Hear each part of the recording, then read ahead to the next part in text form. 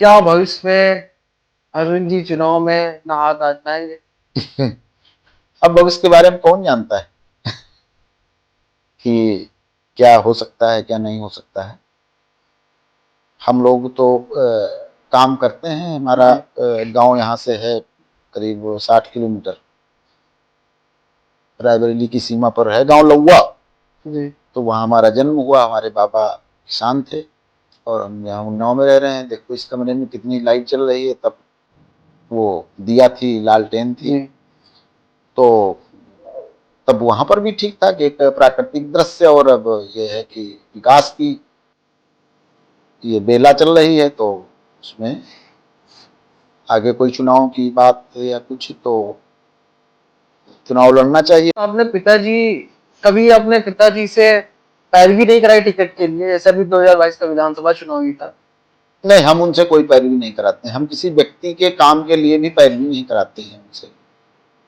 हम स्वयं किसी व्यक्ति को, अधिकारी को हम पत्र लिख देते हैं कि इस समस्या को जांच करके देखा जाए जी। और अगर वो विधि युक्त है तो उस पर कार्रवाई होनी चाहिए। तो हम कोई पैरवी जैसी कोई बात नहीं है। अब ये तो टिकट का विषय है। तो तो आपके पिताजी श्री हृदयनारायण दीक्षित जी हैं, प्रदेश जी के बड़े नेता हैं। जी।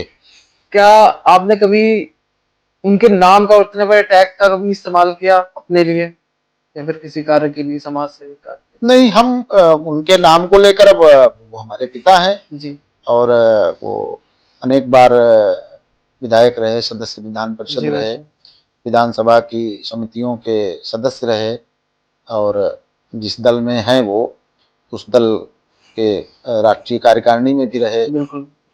और उनके हजारों लेख हैं, आलेख हैं। उनका तमाम जो काम है वो उनके विधानसभा सदस्य होने के पहले जी। जो समाज सुधार का जी। काम है जी। कि जातियों के बीच में एक भेद मिट जाए, ऊंच नीच की बात खत्म हो जाए, अमीर गरीब की बात खत्म हो जाए। नमस्कार दोस्तों, इन्फॉर्मल टॉक्स के एक नए पॉडकास्ट में आपका बहुत बहुत स्वागत है। मैं हूं आपके साथ कर्तव्य वाजपेयी। आज के इस पॉडकास्ट में हमारे साथ एक खास मेहमान है। सबसे पहले मैं उनका परिचय आपसे कराना चाहूंगा। अरुण दीक्षित जी। भाई साहब, भाई साहब कर्तव्य आपका जी, बहुत बहुत आपको बहुत स्वागत है। बहुत धन्यवाद। अरुण जी स्तंभ लेखक हैं और भारत की प्रतिष्ठित समाचार एजेंसी हिंदुस्तान समाचार एजेंसी से जुड़े हुए हैं और कई समाचार पत्रों में रह चुके हैं। इसके साथ ही भाई साहब मान्यता प्राप्त, सरकार द्वारा मान्यता प्राप्त पत्रकार भी हैं। वो समाज के कई वर्गों में से शोषित और वंचित वर्गों में काम कर रहे हैं और समाज की कुरीतियों का खत्म करने के लिए भी भाई साहब काफी लंबे समय से काम कर रहे हैं। और भाई साहब की राजनीतिक छवि और राजनीतिक ओहदा इस विषय से और इस वजह से भी बढ़ जाता है कि भाई साहब उत्तर प्रदेश के पूर्व विधानसभा अध्यक्ष आदरणीय हृदयनारायण दीक्षित जी के लड़के हैं। तो सबसे पहले भाई साहब आपको बहुत बहुत स्वागत है हमारे चैनल में, बहुत हमारे धन्यवाद। पॉडकास्ट में। सब पहला प्रश्न मैं पूछना चाहूंगा आपसे कि आपने लेखक यानी कि लेखन और पत्रकारिता को पेशे के तौर पर क्यों चुना? आप देखते हैं कि पत्रकारिता हर जगह पर आपको खड़ी मिलती है जहां पर अन्याय हो रहा होता है, जहां पर किसी का उत्पीड़न हो रहा होता है, तो पत्रकार वहां पर आपको खड़ा मिलेगा। इसके साथ साथ यह है कि जो समाज में बुनियादी जरूरतें हैं, जी। जैसे शिक्षा का क्षेत्र है, तो अगर आपके स्कूल में मास्टर साहब समय से नहीं आते हैं तो पत्रकार उसकी चिंता करता है।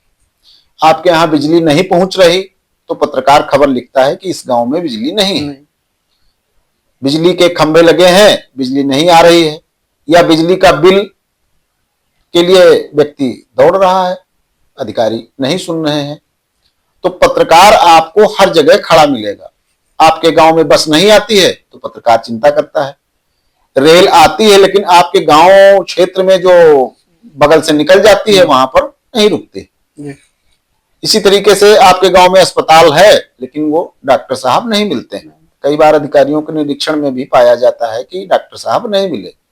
डॉक्टर साहब और अस्पताल ठीक है लेकिन वहां पर दवाएं नहीं है तो अस्पताल बीमार है। तो ये जो सारे विषय हैं पत्रकार ही इसकी चिंता करते हैं और पत्रकारों को कई बार इस तरह की बातों को समाज के सामने प्रकट करने में, खबरें लिखने में धमकी मिलती है। जी। तो उसको भी पत्रकार फेस करते हैं और निडर होकर अपनी उस कार्रवाई में डटे रहते हैं कि समाज का हित होना चाहिए, परिवारों का हित होना चाहिए और परिवार से ही समाज बनता है और जो अच्छा समाज है वही मजबूत राष्ट्र का निर्माण करते हैं। तो पत्रकारिता की इसमें बहुत महत्वपूर्ण भूमिका हो जाती है। वैसे अब मैं पूछना चाहूंगा कि एक लेखक और पत्रकार के तौर पर समाज के प्रति क्या कर्तव्य होना चाहिए? पत्रकारों की बहुत बड़ी जिम्मेदारी है। जी। जो मीडिया का क्षेत्र है, पत्रकारिता का क्षेत्र है, तो इसके द्वारा वातावरण बनता है। कोई भी खबर आपको अगर सही नहीं है, उसकी सत्यता नहीं है, तथ्यपरक नहीं है, तो समाज में एक गलत संदेश जाता है और कुछ भी होने की संभावनाएं रहती हैं कि समाज में विद्वेष फैल सकता है।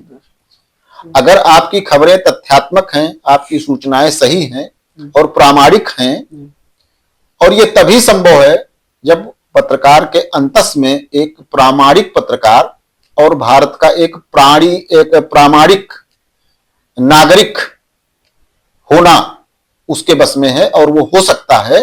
तो ये तभी संभव है कि अच्छे से अच्छा काम पत्रकार करे और समाज को एक अच्छी दिशा में ले जाए और समाज को प्रेरणादायक खबरें, जो अच्छी खबरें हैं, वही सामने लाए और इससे राष्ट्र का हित है, समाज का हित है। और जो अनेक प्रतिभाएं हैं वो उन खबरों को देखती हैं, पढ़ती हैं और उससे भी कि एक पत्रकार का जो दायित्व है उसको ध्यान से छात्र देखते हैं, छात्राएं देखती हैं, समाज के अन्य वर्ग देखते हैं कि नहीं, ये जो पत्रकार काम कर रहा है समाज में वो ठीक काम कर रहा है। इसलिए बहुत बड़ी भूमिका है। साहब, अब मैं अगला क्वेश्चन आपसे पूछना चाहूंगा कि लेखक के तौर पर आप समाज को किस दिशा में आगे बढ़ते देखना चाहते हैं, हमारे अपने समाज को?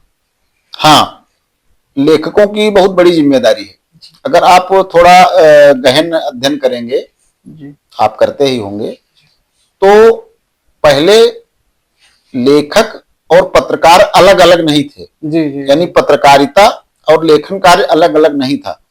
आप देखते होंगे स्वतंत्रता संग्राम में तो जो लोग पत्रकार हैं वही साहित्यकार हैं, जो लोग काव्य में हैं वही लोग गद्य में हैं और वही लोग पत्रकारिता की भी भूमिका में हैं, वही लोग अखबार भी चला रहे हैं। अनेक लोग ऐसे हैं। तो इसमें पहले इसके 2-3 खंड नहीं होते थे। आज की तारीख में यह है कि पत्रकारिता अलग है। अब पत्रकारिता के भी कई भाग हो गए हैं। एक इलेक्ट्रॉनिक पत्रकारिता है, दूसरी फिर उसको प्रिंट मीडिया कहा जाने लगा है, तीसरी सोशल मीडिया कहा जाने लगा है, चौथी जो आप कर रहे हैं कि इसमें फोटो भी आएगा जो हम आप बात कर रहे हैं। तो इसके अब कई खंड हो गए हैं। पूर्व में साहित्यकार पत्रकार एक होते थे और वो केवल समाज राष्ट्र के हित के लिए ही लगातार काम करते थे। और भारत के स्वाधीनता संग्राम में अगर हम देखें, जैसे गणेश शंकर विद्यार्थी पत्रकारिता के शिखर पुरुष हैं। जी बिल्कुल। तो जब हम उनका नाम लेते हैं तो वो पत्रकार हैं, लेकिन स्वाधीनता संग्राम में पूरी तरह से डटे हुए हैं। तो पत्रकार की एक जिम्मेदारी है कि समाज को दिशा देना, और जब एक अच्छा समाज है तो उससे राष्ट्र की दिशा तय होती है। बार बार बात आती है कि नहीं भाई, हम राष्ट्र के लिए काम कर रहे हैं, हम समाज के लिए काम कर रहे हैं, तो हम क्या कर रहे हैं? आज की पत्रकारिता के हिसाब से देखें तो उसमें अनेक तरह की बातें समाज के लोग कहते हैं कि पत्रकारिता के क्षेत्र में गिरावट आई, पत्रकारों को ऐसा काम नहीं करना चाहिए, वैसा काम नहीं करना चाहिए। तो जो लोग आ रहे हैं तो हम कहते हैं कि पत्रकारिता में कोई गिरावट नहीं। किसी भी क्षेत्र में जो लोग जाते हैं, प्रशासनिक सेवा में लोग जाते हैं तो समाज से जाते हैं। कोई व्यक्ति नृत्य के क्षेत्र में जा रहा है, समाज से जा रहा है, संगीत में जा रहा है, समाज से जा रहा है, रंगकर्मी बन रहा है, नाट्यकर्मी बन रहा है, तो समाज से जा रहा है। इसका मतलब हुआ कि समाज में कोई गड़बड़ी ऐसी है कि वहां से निकला हुआ व्यक्ति अच्छा पत्रकार, अच्छा पुलिस का व्यक्ति, अच्छा प्रशासनिक सेवा में वो क्यों नहीं काम कर रहा है। तो इस पर मंथन की जरूरत है और ये काम पत्रकार और साहित्यकार ही करते आए हैं। तो इसलिए जो लेखन है, तो लेखन समाज को एक दिशा देता है। एक बड़ी जनसंख्या इससे प्रभावित होती है कि हम जो लिख रहे हैं उससे छात्रों को कितना लाभ है, उससे प्रशासनिक अधिकारी क्या सोच रहे हैं, उससे हमारे इतिहास का कितना हिस्सा आ रहा है और हमारा इतिहास बोध मजबूत हो रहा है कि नहीं, हम अपने पूर्वजों के बारे में कितना जानते हैं, उन पूर्वजों की बताई हुई बातों को कितना आगे ला रहे हैं और भारतीय जो संस्कृति है उसके प्रवाह को हम कितना आगे बढ़ा रहे हैं। तो इसलिए लेखक की जिम्मेदारी एक सामान्य पत्रकार से ज्यादा हो जाती है। पत्रकार कोई खबर लिखता है, तो जैसे आज उसने लिखा कि कोई दुर्घटना हुई, तो वो थोड़ी देर बाद पुरानी हो जाती है। और अब तो ये जो व्यवस्था है इसकी सोशल मीडिया की, तो जो एक कोई घटना है अभी कहीं पर किसी देश में घटित हुई या अपने भारत राष्ट्र में हुई, तो वो सब जगह प्रसारित होती है और फिर वो पुरानी हो जाती है। तो अब उसमें ये खोज पाना भी बड़ा कठिन हो रहा है कि ये जो वीडियो ऑडियो पड़ा हुआ है ये कब का है। कई इस तरह की तमाम बातें हैं और करोड़ों सूचनाएं आ रही हैं और वो जो सूचनाएं हैं हमारे युवाओं के, छात्रों के, लोगों के जो मस्तिष्क हैं उनके ऊपर उसका गलत प्रभाव पड़ रहा है। तो ऐसे में जो हमारे लेखक हैं उनकी ओर समाज के लोग देखते हैं कि जो लेखन का कार्य है, स्तंभ लेखन का कार्य है, आलेख का कार्य है, वो बहुत तथ्यपरक ही होगा, ऐसा विचार करते हैं। ऐसा जैसे हम लोग देखते हैं समाज में कई तरीके की कुरीतियां हैं, कई तरीके के भेदभाव हैं, तो एक लेखक के तौर पर आप समाज में क्या बदलाव देखना चाहते हैं? समाज में आप देख रहे हैं कि जातिगत बातें हैं जी। और ये जो जाति का दंश है अनेक लोग झेल रहे हैं। जातियों को लेकर राजनीतिक दल अपनी रणनीति तय करते हैं। जातियों के आधार पर ही जो चुनाव होते हैं उनमें राजनीतिक दल अपना प्रत्याशी घोषित करते हैं। प्रत्याशी घोषित करने के पूर्व जो अपना प्रभारी बनाते हैं वो जाति के आधार को लेकर ही बनाते हैं और ऐसी स्थिति भारतीय लोकतंत्र के लिए खतरनाक है।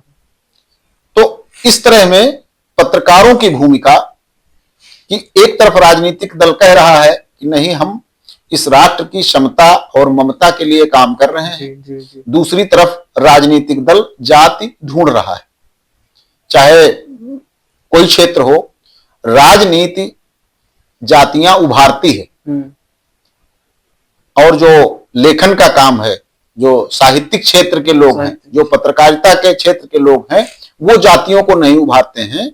जो लोग जातियों को उभारते हैं उनकी उन जो कलुषित नीतियां हैं उनको प्रकट करने का काम लेखक और पत्रकार करते हैं। सब अब मैं पूछना चाहूंगा कि एक पत्रकार और लेखक के तौर पर समाज सेवा के जो कार्य हैं किस प्रकार और कैसे हो सकते हैं समाज सेवा के कार्य? अब हम तो समाज सेवा के बारे में अभी तक समझ नहीं पाए हैं कि समाज सेवा आखिर है क्या। जैसे आप किसी जनप्रतिनिधि को देखते हैं तो जनप्रतिनिधि किसी जगह कोई पत्थर लगाना है, पत्थरों का बड़ा एक चलन है कि नहीं किसने ये मार्ग बनवाया और वो पत्थर बहुत बढ़िया बनवाया जाता है बजाय इसके कि जो कोई भवन है या जो मार्ग है वो भले ही उतना बढ़िया ना हो। तो ये जो पत्थरों का काम चल रहा है तो उसमें अब एक बार पत्थर लगाया गया, उसका फोटो आया, फिर पत्थर के बाद में फिर उस मार्ग का या भवन का या जो कुछ भी वहां पर बन रहा है या कोई बिजली खंभा लगाया जा रहा है फिर उसका फोटो आया। तो इसमें जो समाज सेवा वाला पार्ट है हम अभी तक खोज नहीं पाए हैं। बिल्कुल। और अनेक लोग मंच से हमको भी समाज सेवी कह देते हैं और अनेक लोगों को कहा जाता है जी जी। कि अमुक जो व्यक्ति हैं, नौजवान हैं या जो राजनीतिक व्यक्ति हैं, वो बड़े समाज सेवी हैं। उसी में कई बार वरिष्ठ समाज सेवी भी हैं। तो हमको ये खोजे नहीं मिला। तो कोई राजनीतिक व्यक्ति, ये बात आती है कि भाई ये समाज सेवी हैं, तो वो किस तरह से हैं? तो जैसे किसी जनप्रतिनिधि के पास लोग गए कि आप थाने में फोन करिए कि हमारी मोटरसाइकिल को पुलिस ने रोक लिया, तो अब वो उसको फोन करना है। तो अब ये वाली मुझे नहीं लगता है कि समाज सेवा है। कोई फोन कर रहा है कि नहीं भाई हमारे यहाँ पर जो आपने सड़क बनवाई थी इसका उद्घाटन कर दीजिए, फिर वही, तो ये समाज सेवा है।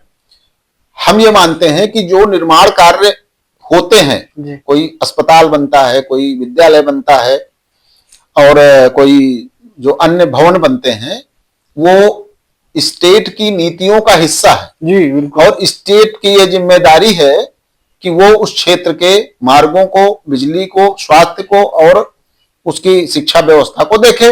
तो उसके लिए भवन बनते हैं, उसके लिए निर्माण कार्य होते हैं। तो उसमें समाज सेवा जैसी कोई बात हम अभी तक नहीं खोज पाए हैं। और अगर हमको कोई समाज सेवी कहता है तो उसकी कोई दृष्टि होगी। हम अपने को समाज सेवी नहीं कहते हैं। हम पता नहीं लगा पाए कि समाज सेवा क्या है। मतलब हम लोग देखते हैं कि आज की पत्रकारिता पर कई आरोप लगते हैं, तो आपके उस पर क्या विचार है? कई बार ये भी लगता है कि भाई पत्रकारिता बायस्ड है जी। तो कई आरोप लगते हैं इसी तरीके के, तो उस पर आपके विचार? हम पहले भी कह चुके हैं जी। कि आरोप अनेक क्षेत्रों में जो लोग काम कर रहे हैं उन पर लगते हैं जी। और कई बार वो आरोप प्रमाणित भी हो जाते हैं और कई बार प्रमाणित नहीं होते हैं।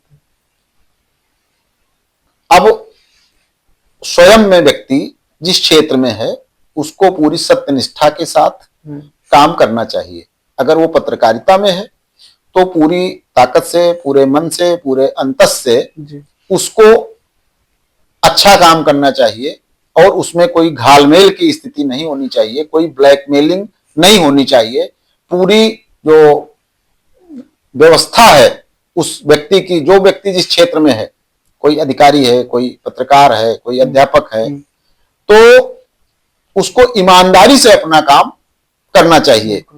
केवल कह देने से, अच्छे शब्दों के प्रयोग कर देने से ईमानदारी की कार्रवाई नहीं होती है। उसके लिए यह है कि ईमानदारी को जीना पड़ता है। अब कई लोग कहते हैं कि भाई ईमानदारी बड़ा कठिन काम है, या किसी गली मोहल्ले में किसी से लड़ाई हो जाती है तो लोग कहते हैं कि भाई ये बड़े ईमानदार बनते हैं। यानी आज की तारीख में अगर कोई व्यक्ति ईमानदार है तो उसको गाली के तौर पर समाज में कहा जाता है कि नहीं ये ईमानदार है और वो व्यक्ति उसको खराब कहना चाहता है। लेकिन इसमें चिंता करने की जरूरत नहीं है। पत्रकारों को या किसी को स्वयं को अपने जो उसका कर्तव्य है, जिस क्षेत्र में है, वो पूरी ईमानदारी से उसको काम करते रहना चाहिए। जैसा पत्रकारिता और लेखक दोनों में से किसका कार्य समाज के प्रति अधिक जिम्मेदारी वाला और कठिन है? दोनों काम कठिन है, इसलिए कि कोई भी प्रामाणिक खबर लाना, पहले विषय आया है ये जी। कोई भी प्रामाणिक खबर लाना पत्रकार की जिम्मेदारी है और जैसे ही खबर आए उसको तत्काल आगे बढ़ाना भी पत्रकार की जिम्मेदारी है। इसी तरह जैसे लेखक है तो लेखक को तथ्यात्मक अपनी बात कहना कि वो जो विषय ला रहा है वो कहां से ला रहा है जी। और ये जो घटना है वो कहां से हुई, कैसे हुई। तो इसमें दोनों जो है बहुत ये कठिन काम है, लेकिन पत्रकारों को इस कठिनाई भरे काम में पूरे परिश्रम से डटे रहना चाहिए और उसमें जितना ज्यादा परिश्रम वो व्यक्ति करेगा, जितना उसका अध्ययन करेगा, जितना उसके गहरे जाएगा, उतना ही समाज और राष्ट्र का लाभ होने वाला है। मतलब पत्रकारिता और लेखन, क्या इन दोनों कार्यों से समाज की कुरीतियां, समाज की बुराइयां और समाज में जो भी भेदभाव है, जो भी कुरीतियां, उनको खत्म किया जा सकता है? कोई एक व्यक्ति इसमें समाज की बुराई और जो विसंगतियां हैं, कुरीतियां हैं, वो नहीं खत्म कर सकता। ये एक सामूहिक बात है कि कोई भी विसंगति है समाज में, जी जैसे कोई व्यक्ति ऊपर बैठे, कोई व्यक्ति नीचे बैठे, जी तो उसको एक व्यक्ति नहीं समाप्त कर सकता, वो सब लोग सामूहिक। इसलिए हमारे पुरुषों ने, सभी लोगों ने, गांधी ने, लोहिया ने, जेपी ने, अंबेडकर ने, सभी लोगों ने सबको साथ लेकर चलने की बात कही है। जी और जब हम पीछे की ओर जाते हैं अतीत में, तो ये सारे लोग सामाजिक जागरण का काम करते थे, व्यक्ति निर्माण का कार्य करते थे। और आज सामाजिक निर्माण, समाज निर्माण का काम हम कह सकते हैं कि लगभग बंद है। बंद है। जो भवन बनाए जा रहे हैं, उनकी जो उम्र है, आयु है, तो वो 300 वर्ष, 400 वर्ष, 500 वर्ष हो सकती है। लेकिन जो व्यक्ति है, जिन व्यक्तियों के साथ रहना है, उनके निर्माण की कोई ठोस व्यवस्था नहीं है। पूर्व में क्या होता था कि जो हमारे शिक्षा की, विद्या की, शिक्षा की जो व्यवस्था होती थी, वो व्यक्ति निर्माण के लिए होती थी। आज हम किसी व्यक्ति का निर्माण नहीं कर पा रहे हैं। आज कोई छात्र 99%, 98% अंक लेकर आता है तो सब लोग हर्षित होते हैं। किसी के परिवार का लड़का है तो सबको हर्षित होना चाहिए। तो हम ये समझते थे पहले कि जो इतने नंबर से पास हुए उनको सब कुछ आता है जी। फिर बाद में पता चला कि नहीं, सब कुछ नहीं आता है। तो केवल नंबर लाने से, तो जब नंबर अच्छे आ गए तो उनको एक नौकरी बढ़िया मिल गई। जी जी जी। तो हम एक नौकरी में, मतलब कंप्यूटर चलाने वाला व्यक्ति, कोई हवाई जहाज चलाने वाला व्यक्ति, या कोई अधिकारी, वो तो हम ला रहे हैं, लेकिन एक व्यक्ति अच्छा है कि नहीं, तो प्राथमिक बात यह होनी चाहिए कि व्यक्ति अच्छा हो। अगर वो व्यक्ति अच्छा होगा तो अधिकारी अच्छा होगा, अगर वो व्यक्ति अच्छा होगा तो वो राजनेता अच्छा होगा। और अगर वो व्यक्ति ही ठीक नहीं है, वैसे राजनीति में संभावनाएं इसमें ठीक है कि कोई, उसमें ठीक की तो कोई बातें नहीं है राजनीतिक क्षेत्र में जाने की, तो खैर वो राजनीतिज्ञों का विषय है। तो व्यक्ति पहले ठीक हो स्वयं में, तो ही सभी क्षेत्रों में शुचिता आ सकती है। सर, अब मैं थोड़ा सा आपसे पॉलिटिकल क्वेश्चन पूछना चाहूंगा कि जैसे कि आपका बैकग्राउंड है थोड़ा सा पॉलिटिकल है जी। तो आज की राजनीति को, आज की पॉलिटिक्स को आप कैसे देखते हैं? राजनीतिक क्षेत्र में आप देखते हैं कि बड़ी तेजी से परिवर्तन होता है। जी जी। और राजनीति एक अस्थिर क्षेत्र है, जबकि जो राजनीति के बारे में अगर हम पीछे जाते हैं, अपने वैदिक ग्रंथों में जाते हैं, तो वहां पर राजा को श्रेष्ठ बताया गया है, राजा को श्रेष्ठ, और राजा के लिए ही राजन शब्द का प्रयोग किया गया है। पीछे हम देखते हैं कि राजा की अपनी कोई अभिप्सा नहीं होनी चाहिए, उसकी कोई अभिलाषा नहीं होनी चाहिए। उसके लिए जो जिस देश का राजा है, जिस क्षेत्र का है, उसके लिए सर्वोपरि उसकी जनता है। और चाणक्य कहते हैं कि जो राजा है वो प्रजा को अपने पुत्र की तरह स्नेह करे। तो उसमें सारी बातें आ जाती हैं कि फिर राजा कैसा होना चाहिए। जैसे कोई अपने पुत्र के लिए क्या क्या चाहता है, उसी तरीके से राजा अपनी प्रजा के लिए चिंतित रहे और उसकी पूरी व्यवस्था उस तरीके से देखें। तो जो राजनीति है, पीछे फिर बार बार पीछे की बात आएगी, क्योंकि अब जो हम देख रहे हैं, जिनकी मूर्तियां लगी हुई हैं, जिनका ग्रंथों में उल्लेख है तो हम बार बार खोजते हैं। जैसे हम कहीं लखनऊ में खड़े हुए हैं, किसी प्रयाग में खड़े हुए हैं, कहीं किसी दूसरे शहर में खड़े हुए हैं, कि जिनकी मूर्तियां लगी हुई हैं, इनके जैसे वो लोग अब कहाँ हैं, वो दिखाई नहीं पड़ते हैं। तो वो जैसे कोई व्यक्ति किसी पद पर रहा राजनीतिक क्षेत्र में, तो वो अब वैसा क्यों नहीं दिखता है जो पहले थे।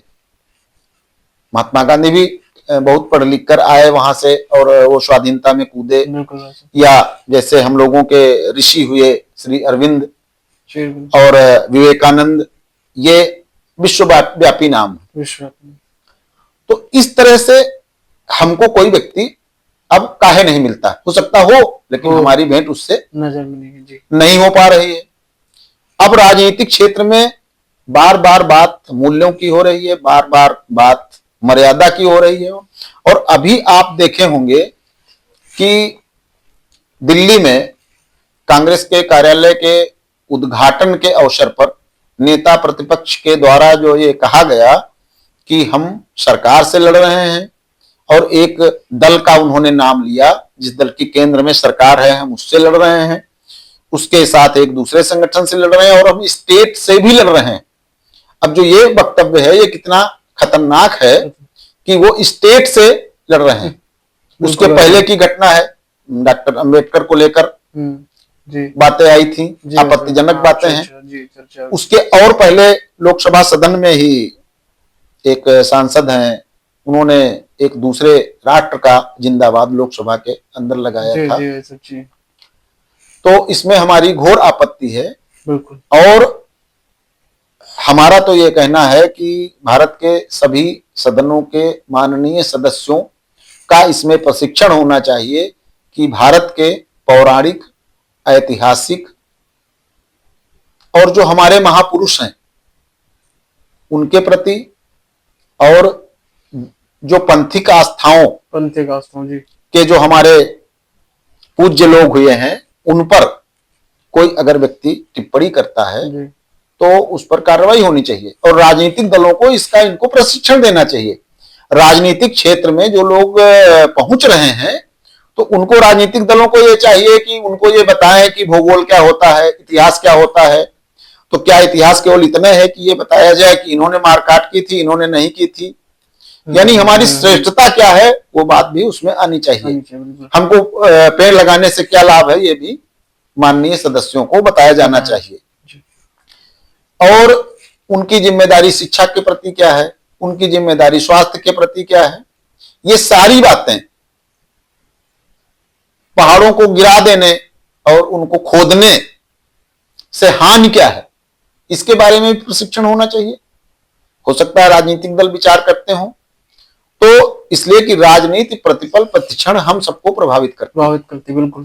तो राजनीतिक क्षेत्र में जब तक उसका कोई आचार संहिता नहीं बनाते हैं राजनीतिक दल, वास्तविक रूप से कहने के लिए तो सारे लोग आचार संहिता बनाए हुए हैं, मगर उसका कितना पालन होता है वो समाज के लोग और इस देश के लोग देख रहे हैं। साहब, अब मैं पूछना चाहूंगा कि जैसे आपके पिताजी श्री हृदयनाथ दीक्षित जी हैं, प्रदेश के बड़े नेता हैं जी, क्या आपने कभी उनके नाम का, उतने बड़े टैग का कभी इस्तेमाल किया अपने लिए या फिर किसी कार्य के लिए, समाज सेवा कार्य के लिए? नहीं, हम उनके नाम को लेकर, अब वो हमारे पिता हैं जी, और वो अनेक बार विधायक रहे, सदस्य विधान परिषद रहे, विधानसभा की समितियों के सदस्य रहे, और जिस दल में हैं वो उस दल के राष्ट्रीय कार्यकारिणी में भी रहे। बिल्कुल। और उनके हजारों लेख हैं, आलेख हैं, उनका तमाम जो काम है वो उनके विधानसभा सदस्य होने के पहले जो समाज सुधार का काम है कि जातियों के बीच में एक भेद मिट जाए, ऊंच नीच की बात खत्म हो जाए, अमीर गरीब की बात खत्म हो जाए, और जो अधिकारियों के द्वारा, पुलिस के द्वारा लोगों का उत्पीड़न उसको रोका जाए, उसको लेकर धरना प्रदर्शन। तो उनका काम जो है वो समाज सुधार के बारे में लोग कोई ना, अब हमको लगता है कम जानते हैं। तो उनका जो समाज सुधार को लेकर काम था वो इस एमएलए होने से या जो और जो भिन्न भिन्न उनको जो दायित्व मिले और उसमें पद मिले, तो वो उससे ज्यादा बड़ा है समाज सुधार का काम। इसलिए कि 50-60 साल पहले, 65 साल पहले, तब किसी अनुसूचित जाति के साथ रहना, उसके साथ बैठना, उसके घर जाना और उसके घर में रुकना, ये सब बहुत कठिन काम था। और आज आप देख रहे हैं कि राजनीतिक दलों के लोग वहां पर जाते हैं, फिर उनके लिए पहले से ही वो अंग्रेजी में लिखी हुई पानी की बोतल आ जाती है और कहीं से भोजन बन के आ जाता है और मीडिया में खबरें आ जाती हैं कि उन्होंने अनुसूचित जाति के घर में भोजन किया। जी। तो इस बात का पोस्टर लगवाने की कोई क्या आवश्यकता है? ये तो उन दलों के जो हाईकमान और लोग हैं वो जानते होंगे। जो भी दल सभी दलों में, राजनीतिक दलों में उन्होंने ऐसा किया, लेकिन मुख्य काम जो समाज सुधार का रहा वो उनका बड़ा काम था। और अब इसमें आपका प्रश्न है कि हम उनका नाम कहीं प्रयोग करते हैं कि नहीं करते हैं, तो अब उनका नाम हम उसमें काहे में प्रयोग करें? हम कोई व्यवसायी तो बहुत बड़े हैं नहीं, तो उनका नाम हम कहाँ पर बताएं? तो उनका नाम सब जगह है। और जो पिता होता है बिल्कुल। उसको भारतीय दर्शन में और वैदिक ग्रंथों में उसको आकाश से बड़ा बताया गया है। तो उसमें नाम प्रयोग करने और ना करने जैसी कोई बात नहीं। सब अब जैसे कि हम लोग देखते हैं कि आपके साथ इतना बड़ा टैग जुड़ा हुआ है, तो इसके कभी आप अन्य लोगों से भिन्न हैं, यानी कि एक आम व्यक्ति और आपके साथ इतना बड़ा टैग जुड़ा हुआ है, तो आपको कभी इसका लाभ या हानि हुई? जैसे मान लीजिए जो एक आम व्यक्ति कर सकता है वो अगर आप करेंगे तो शायद वो मीडिया में आ जाए या फिर लोग कहेंगे, तो इसका क्या आपको कभी लाभ या हानि हुई? नहीं, हमको तो लाभ ही हुआ है, इसलिए कि वो मानते हैं कि भाई ये दीक्षित जी के लड़के हैं। जी। और तो अच्छे ही होंगे, एक तो ये बात है। और समाज में प्रायः राजनीतिज्ञों के लड़कों को ठीक नहीं माना जाता है, तो हमको भी कौन ठीक मानता होगा वो अलग बात है कि भाई ये एक राजनीतिक व्यक्ति के लड़के हैं। लेकिन हमसे लोग अपेक्षा करते हैं कि ये जो अरुण कुमार दीक्षित हैं, ये जो इनका उठना है, इनका बैठना है, इनका बोलना है, चलना है, तो ये एक बहुत सख्त आचरण भरा होगा, अच्छे आचरण का ही होगा, ऐसी लोग हमसे अपेक्षा करते हैं। और उस अपेक्षा के अनुसार हम अपना काम करते हैं। और हम किसी की अपेक्षा के लिए तो कोई काम बिल्कुल कर नहीं सकते हैं। और लोगों की दृष्टि हमको लेकर क्या है, उनको लेकर क्या है, ये बात हम नहीं तय कर सकते। हम अपने लिए ये कह रहे हैं कि हम किसी के जैसे नहीं हो सकते हैं और कोई व्यक्ति किसी के जैसा नहीं हो सकता है। और इसलिए प्रत्येक व्यक्ति को चाहिए कि वो अपने स्वयं के जैसा बने और उसका जो आचरण, जो जिस समाज में वो जन्मा है और जिस राष्ट्र में है, तो उसके अनुसार उसका आचरण हो, जिसमें समाज या किसी व्यक्ति का कोई अहित ना हो। अब उसमें तमाम राजनीतिक बातें आती हैं। जैसे कोई व्यक्ति काम के लिए आता है तो वो सोचता है कि इनके फोन करने से कोई काम हो जाएगा। कोई उसमें चर्चा करता है कि इनके करने से नहीं होगा। और उसमें यह है कि कोई व्यक्ति कि भाई ये इनके पिताजी बड़े बड़े पदों पर रहे हैं, लेकिन ये कोई मदद नहीं कर पाते हैं। तो इसका हमको कोई ना तो कठिनाई है और ना हमने कभी इस पर हमने विचार किया। हम जिस तरह के हैं, हम बिल्कुल अपने जैसे हैं। और इसमें जो हमको कुछ अच्छा दिखता है, चाहे कोई उनकी पुस्तक हो, चाहे किसी अन्य की पुस्तक हो, चाहे कोई अखबार हो, चाहे कोई पत्रिका हो, चाहे कोई व्यक्ति हो, तो जो अच्छा हमको मिलता है उसको हम पढ़ते हैं और उसको हम आगे बताते रहते हैं। ये भी भारत की संस्कृति का एक हिस्सा है कि जो भी आपको ठीक पीछे से मिलता जाए उसको आप आगे बढ़ाते जाए। सब चर्चा थी कि आपने 2022 के विधानसभा चुनाव में भगवत नगर से टिकट मांगा था, तो क्या सब ये सही है? अब चर्चाएं तो बहुत हैं। अब चुनाव का कितने दिन हो गया है? 2 साल बीत गया भाई। 2 साल बीत गया तो वो चर्चाएं भी आपके पास आती होंगी। जी। तो चर्चाएं हैं तो चर्चाएं चलती रहती हैं। टिकट राजनीतिक दल जिस व्यक्ति को उसके योग्य समझते हैं तो उसको देते हैं। तो पार्टी ने अपना तय किया कि जो व्यक्ति योग्य हैं उनको टिकट दिया जाए। और उसमें बहुत विचार विमर्श के बाद उनको टिकट दिया होगा। हमसे पार्टी के किसी व्यक्ति ने ना तो कोई टिकट के संदर्भ में बात की और ना कोई संगठन की कोई बात आई है। तो हम अपना काम कर रहे हैं, अपना पढ़ाई लिखाई और जो भी हमारे मित्र लोग हैं, छात्र हैं, जैसे आपसे बात हो रही है, पत्रकारिता के मित्र हैं जी जी और जी। तमाम चीजों के जो विशेषज्ञ हैं उनसे भी हमारी भेंट होती है। और अपने चाहे जनपद के साहित्यकार हों, चाहे आसपास के जनपदों के साहित्यकार हों, वो भी हमसे मिलते हैं, हम उनके घर जाते हैं। हमारा लिखा हुआ वो लोग अपने उसमें जी जी जो बिल्कुल। साहित्यिक जी पत्रिकाएं हैं, सांस्कृतिक पत्रिकाएं हैं, उसमें जी। वो हमको स्थान देते हैं। हम्म। तो हमारे लिए ये बड़ी बात है। अब कोई राजनीतिक दल किस तरह के व्यक्ति को उसके खांचे में फिट होने वाले को या किस तरह से तय करता है, जी तो वो तो जी। अपना वो उसमें हाईकमान तय करते हैं। वैसे आपने पिताजी, कभी अपने पिताजी से पैरवी नहीं कराई टिकट के लिए, जैसे अभी 2022 का विधानसभा चुनाव ही था? नहीं, हम उनसे कोई पैरवी नहीं कराते हैं। हम किसी व्यक्ति के काम के लिए भी पैरवी नहीं कराते हैं उनसे। हम स्वयं किसी व्यक्ति को अधिकारी को हम पत्र लिख देते हैं कि इस समस्या को जांच करके देखा जाए जी और अगर वो विधि युक्त है तो उस पर कार्रवाई होनी चाहिए। तो हम कोई पैरवी जैसी कोई बात नहीं है। अब ये तो टिकट का विषय है तो पार्टी के लोग जाने। ऐसा अंतिम प्रश्न, क्या भविष्य में अरविंद जी चुनाव में न हाथ आजमाएंगे? अब भविष्य के बारे में कौन जानता है कि क्या हो सकता है क्या नहीं हो सकता है। हम लोग तो काम करते हैं। हमारा गांव यहाँ से है करीब 60 किलोमीटर, रायबरेली की सीमा पर है गांव लौवा। जी तो वहाँ हमारा जन्म हुआ। हमारे बाबा किसान थे और हम यहाँ उन्नाव में रह रहे हैं। देखो इस कमरे में कितनी लाइट जल रही है, तब वो दिया थी, लालटेन थी। जी तो तब वहां पर भी ठीक था कि एक प्राकृतिक दृश्य, और अब ये है कि विकास की ये बेला चल रही है। तो उसमें आगे कोई चुनाव की बात या कुछ तो चुनाव लड़ना चाहिए। और हम ये मानते हैं कि जो ये दल हैं, राजनीतिक जी दल, राजनीतिक दल, तो जैसे ट्रेन से जाते हैं लोग, कोई दिल्ली जा रहा, बंबई जा रहा, कोई हवाई जहाज से जा रहा है, कोई जैसे लखनऊ बस से जा रहा है। तो ये जो दल हैं ये एक उपकरण के रूप में है।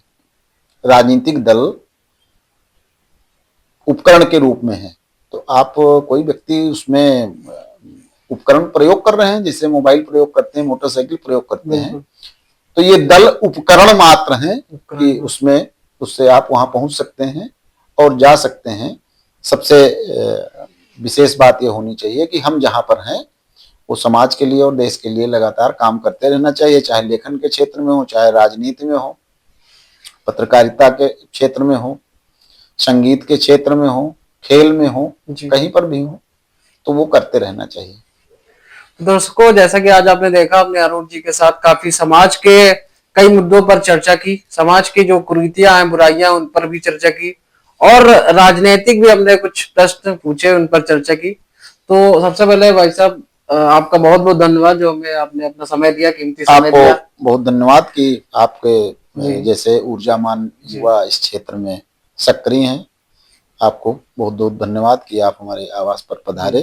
जी बहुत धन्यवाद। दर्शकों, इन्फॉर्मल टॉक्स के साथ जुड़े रहिए, और इस वीडियो को अगर आपको अच्छा लगा हो तो इस वीडियो को लाइक कीजिएगा और अपने जानने वालों के साथ शेयर कीजिएगा।